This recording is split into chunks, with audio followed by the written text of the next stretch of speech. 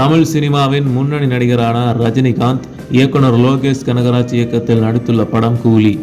நாகார்ஜுனா, உபேந்திரா, சத்யராஜ், சௌபின், அமீர் கான், ஸ்ருதிஹாசன் உள்ளிட்ட இந்திய சினிமாவின் முன்னணி நட்சத்திரங்கள் பலர் நடித்துள்ள இந்த படத்திற்கு அனிருத் இசையமைத்துள்ளார். சன் பிக்சர்ஸ் நிறுவனம் இப்படத்தை பிரம்மாண்டமாக தயாரித்துள்ளது. கூலி படம் பெரிய எதிர்பார்ப்பை ஏற்படுத்தியுள்ள நிலையில் தற்போது அது வெளியாகியுள்ளது.